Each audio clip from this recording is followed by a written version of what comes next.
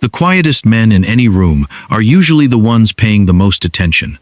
I spent 30 years cutting timber and fitting mortise and tenon joints, and if woodworking teaches you anything, it's that a hidden crack inside a cedar beam will stay secret right up until you put real weight on it. I sat across a white tablecloth, watched a young man let his family tear my daughter down in a foreign language, and realized the foundation under her future was made of rotting pine. That night, I didn't shout, and I didn't raise my glass. I just set my fork down, picked up a pen the next morning, and rewrote the blueprint before the roof fell in on her head. Welcome to Dad's Pure Revenge. If you believe a father's primary job in this world is to stand between his children and the people who want to break their spirits, go ahead and hit that subscribe button, hit the like button, and leave a comment down below letting me know where you're listening from tonight. Every single comment helps our community grow, and I read every word you leave for me. My name is Garrett Prescott. I'm 52 years old, and for 24 years I've owned Prescott Custom Timberwork, just outside of Auburn, New York. My daily life is simple. I drive a 2018 Ford F-250 with 200,000 miles on it. I smell like sawdust and cedar oil when I come home, and I measure everything twice before I make a cut. 6 years ago, my wife passed away from pancreatic cancer, leaving me to finish raising our daughter Tess. Tess is 24 now. She works 45 hours a week as a pediatric physical therapist over at St. Francis Hospital in Syracuse. She's the kind of girl who stays late after a 12-hour shift to braid a 4-year-old patient's hair because the mother had to work a night shift. She drives an 8-year-old Subaru with a dent in the rear bumper, saves 3/4 of every paycheck, and still finds time to come by my shop on Tuesday evenings with a thermos of chicken noodle soup and a fresh loaf of sourdough she baked herself. If I had a flaw in those years, it was that I judged men by their silence instead of their backbone.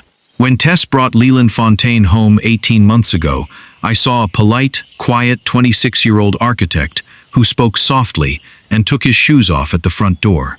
I mistook his lack of noise for gentleness. I mistook his meekness for humility.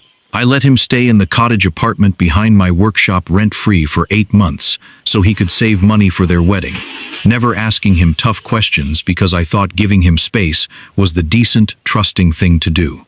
That was my mistake. I was so focused on being a supportive father that I didn't test the load-bearing capacity of the man asking for my daughter's hand. Leland's family lived in France, down near Bordeaux. His father, Gaspard Fontaine, was an executive in European real estate investment, and his mother, Geneviève, came from old vineyard money. I had never met them in person, only seeing their polished faces on brief FaceTime screens when Tess was helping Leland set up his phone.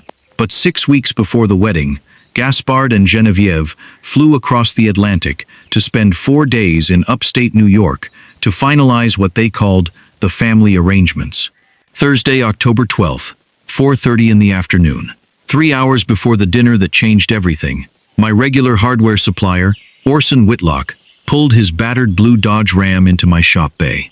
Orson is 60 years old, has knuckles gnarled from 40 years of hauling brass hinges and iron bolts, and doesn't waste words.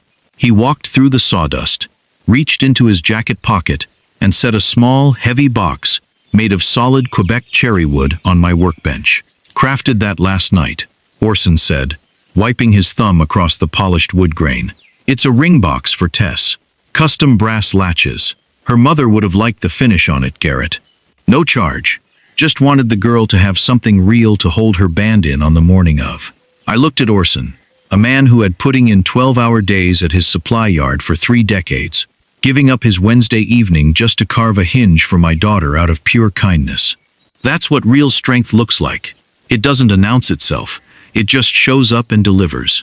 I thanked him, shook his rough hand, and put that cherry wood box in my coat pocket before driving home to change into my navy blue suit. Thursday, October 12th, 7:15 in the evening. We met at the Brass Lantern, a quiet, upscale steakhouse in downtown Skaneateles overlooking the water. Tess looked beautiful. She was wearing a simple slate blue dress she'd bought on sale at a local department store, her dark hair pinned back, her eyes shining, because she believed this dinner was the moment 2 families were becoming one. Leland sat beside her in a tailored Italian suit, looking nervous, constantly adjusting his silver cufflinks. When Gaspard and Geneviève Fontaine walked into the private dining alcove, the air in the room seemed to drop 10 degrees. Gaspard was 58, tall, thin, with silver hair combed straight back and eyes like gray ice. Geneviève wore a silk scarf that probably cost more than my first table saw, and she looked at the heavy, leather-bound menus as if they were covered in grime. Gaspard greeted me with a brief, dry handshake. "Garrett," he said in smooth, lightly accented English. "A pleasure to finally meet the man who works with his hands." The way he said "works with his hands" sounded like he was describing someone who shoveled coal for a living. I smiled politely, pulled out a chair for Tess, and sat down. For the first 10 minutes, the conversation stayed in plain English. Gaspard asked brief, clinical questions about my business, nodding with vague condescension whenever I explained the custom joinery work we do for regional heritage buildings. But as soon as the waiter brought the wine list and took our appetizer orders, the shift happened.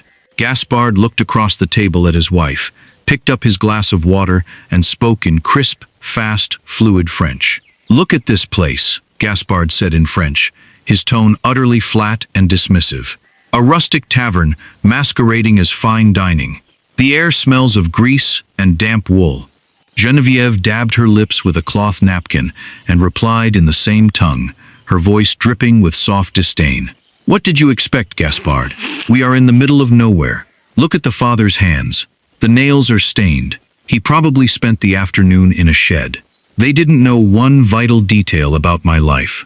When I was 22 years old, long before I opened my own shop in Auburn, I spent 2 grueling years living in rural Quebec, doing timber frame restoration on 18th century French-Canadian chapels and historic structures.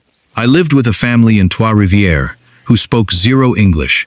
I didn't just learn basic conversational French.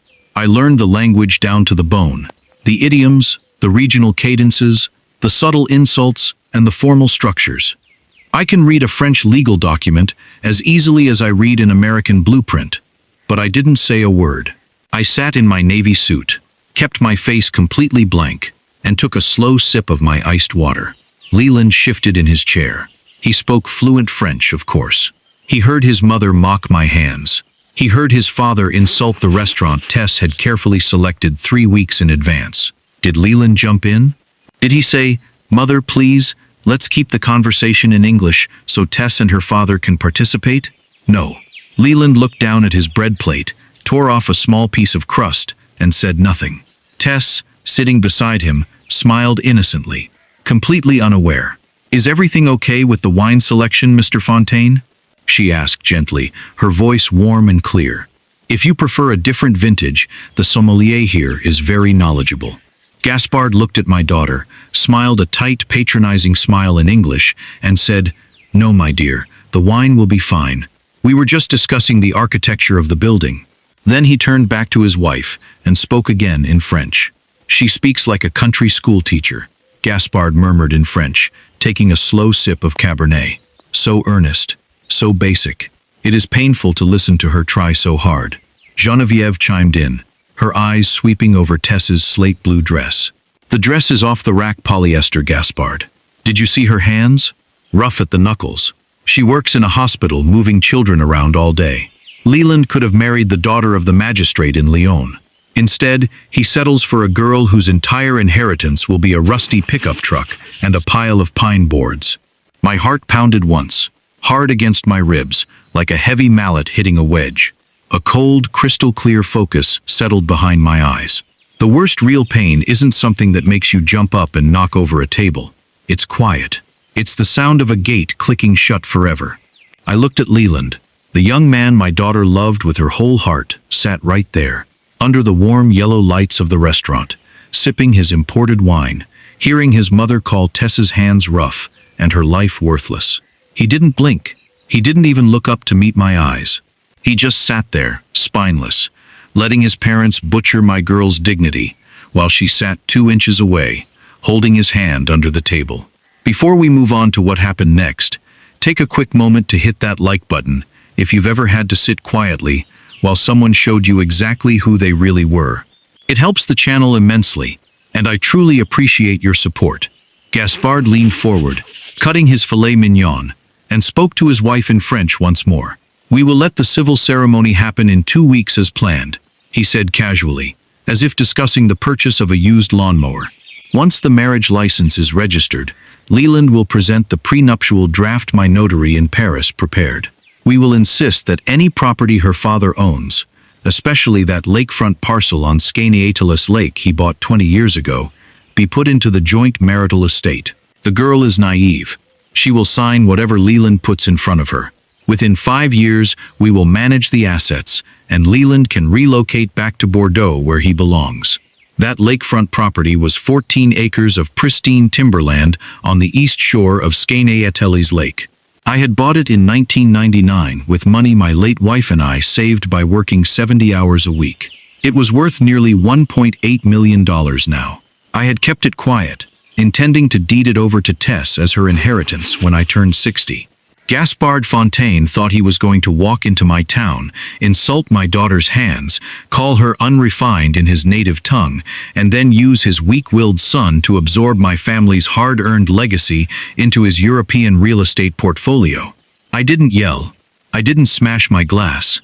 I slowly set my fork down on the cloth napkin beside my plate. The metal made a dull clink against the ceramic.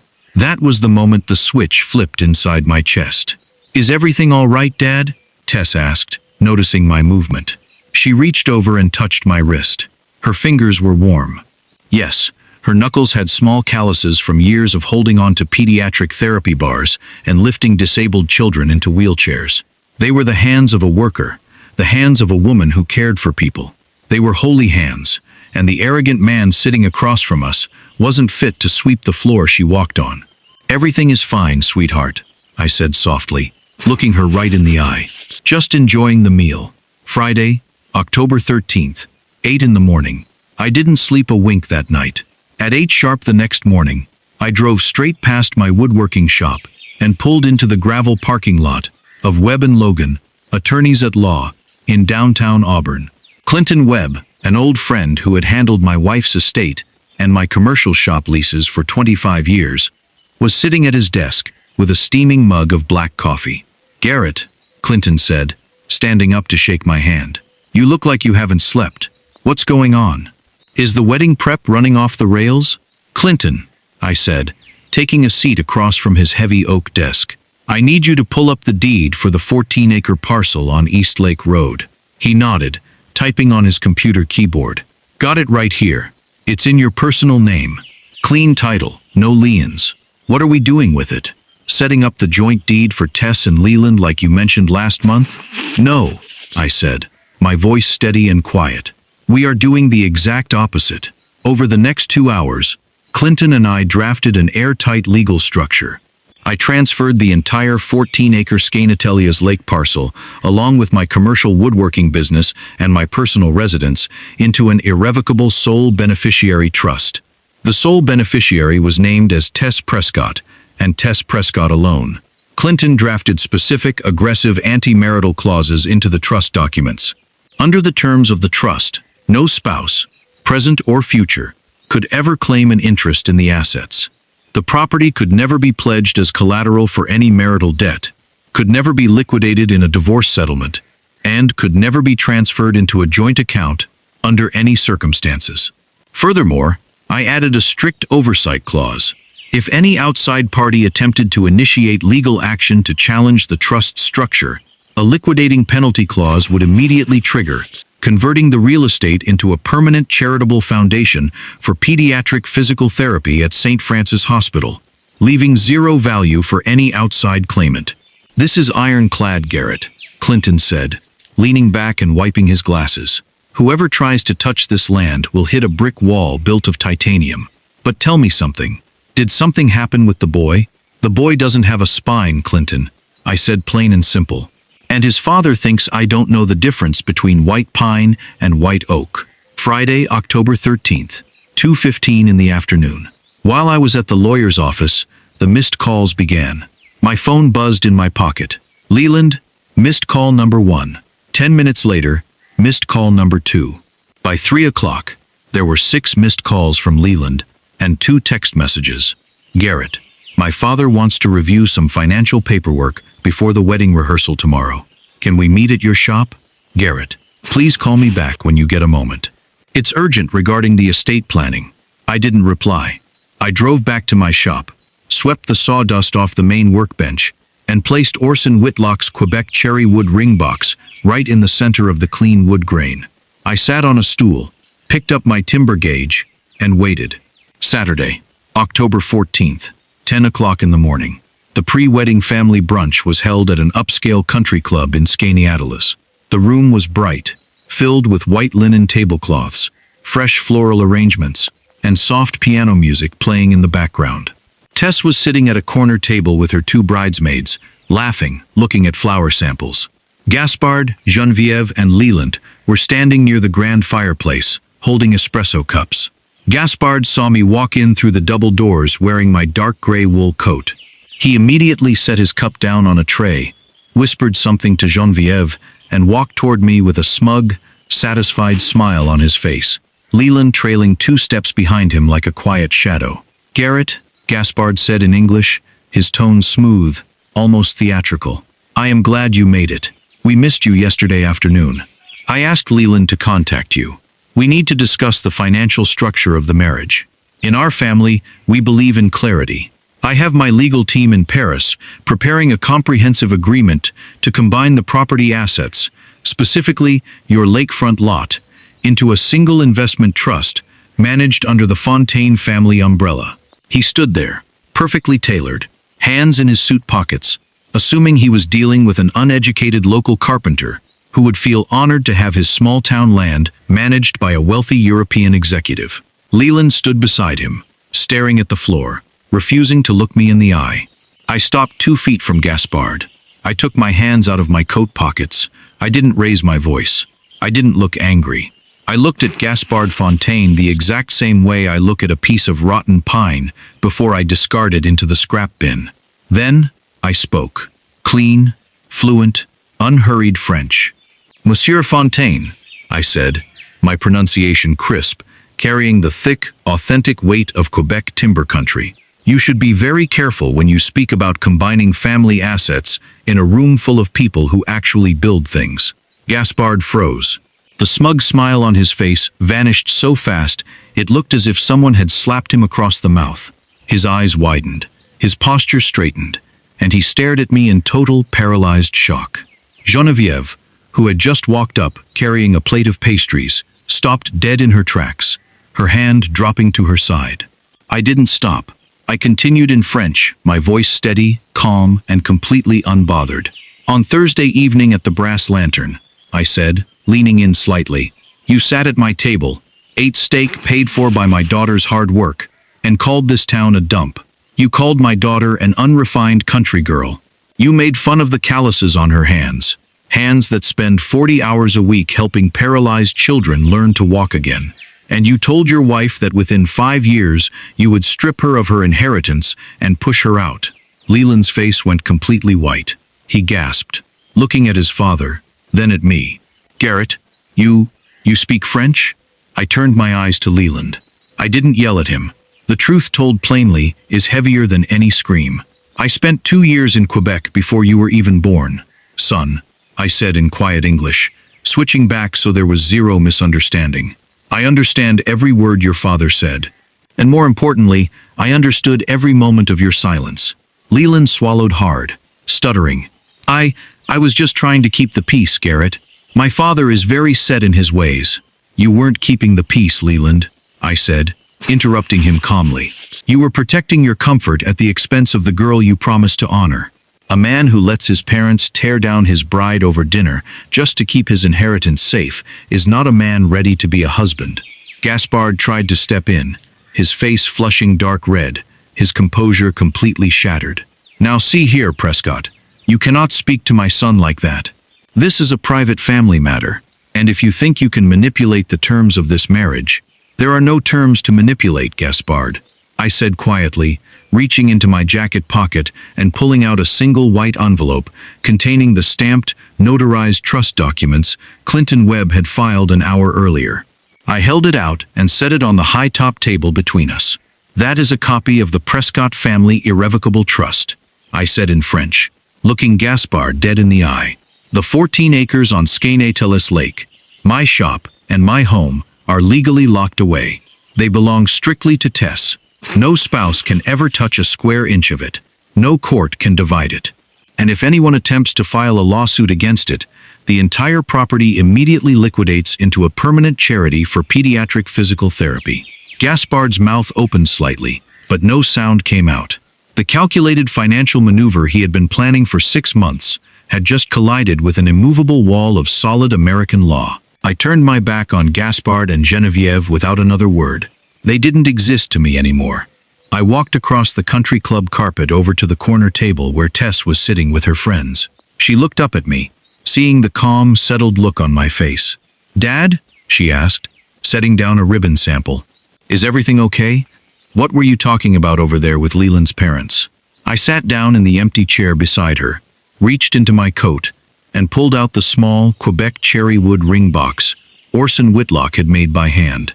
I set it gently on the table in front of her. "Tess," I said, my voice soft and clear, "I need you to take a short walk with me outside. There are some things you need to hear about what was said at dinner on Thursday, and some decisions you need to make for your own life." We walked out onto the stone patio, overlooking the cold, clear water of Skaneateles Lake. The autumn wind was crisp, blowing dry maple leaves across the flagstones. I sat on a wooden bench beside my daughter and told her everything, word for word, line for line, what Gaspard and Geneviève had said in French, and how Leland had sat there in total silence, nodding along over his wine. I didn't tell her what to do. I didn't demand she cancel the wedding. A father who raised a strong daughter doesn't need to fight her battles for her. He just gives her the facts and stands behind her while she fights them herself. Tess sat quietly for 3 full minutes. She didn't cry loud, hysterical tears. She just looked out at the water, her hands resting on the hand-carved cherry wood box in her lap. "He sat there?" she asked softly, her voice barely above a whisper. "He heard his mother say those things about my job, about my hands, and he said nothing?" "He said nothing, sweetheart," I replied. She stood up. Her shoulders didn't slump. She held her head high, walked back inside the clubhouse, and approached Leland, who was standing alone near the fireplace, while his parents argued quietly in French by the windows. I didn't follow her inside. I stayed on the patio, feeling the cool, honest air against my face. 5 minutes later, Tess walked out through the double doors alone. She wasn't wearing her engagement ring. She pulled her wool jacket tight around her shoulders, walked over to where I was standing, and looked up at me with clear, unbothered eyes. "Let's go home, Dad," she said simply.